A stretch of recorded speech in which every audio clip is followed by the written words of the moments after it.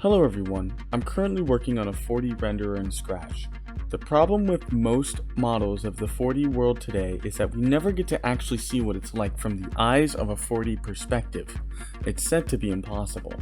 We're always limited to our 3D field of view. What I am surprised I haven't seen is rotating strictly the camera from the XYZ 3D plane into the XZW 3D plane that contains a 4D axis. Done properly would give everybody a much better perspective on where the 4D axis lies relative to the 3D plane. There are representations of this, but the problem is that the axis rotates instead of the camera, leading to morphing and weird disconfigurations of the shapes that we can't comprehend. So how do we represent 4D space without this weird warping of shapes?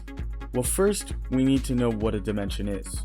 A dimension is simply a line for which matter can either be contained in or travel along. For example, this is one-dimensional space because there's only one line of movement along two directions, up and down. To add another axis for this to become two-dimensional, we need to make sure that the line we add is at a right angle to every other dimension before it. And because there's only one dimension before it, and we're working in a 2D painter, this is fairly easy. Now we can move up, down, right, and left. Now to add another axis and make it three-dimensional, this could be a little tricky because we only have a 2D space to work with.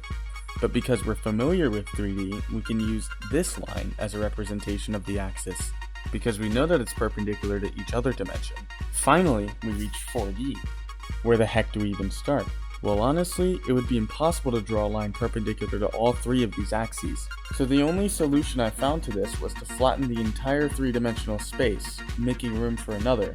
The reason this works is because in our three-dimensional world, there are infinitely many 2D cross-sections that make up our space. So naturally, in a 4D world, there would be infinitely many 3D cross-sections that make up that space. So flattening our entire 3D space down into an infinitely thin layer is not a bad idea. We could imagine that when doing this opens up opportunities for other infinitely thin 3D layers to be added on top of it. Obviously that we can't see the true depth of simply because we are not 4D beings.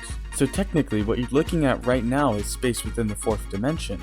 It's everything you aren't able to see. It's an axis outside of our original three. To give you better 3D depth perception when I rotate the camera to view the 4D axis, I'm going to have our camera constantly be brought forwards and backwards while facing the triangular prism.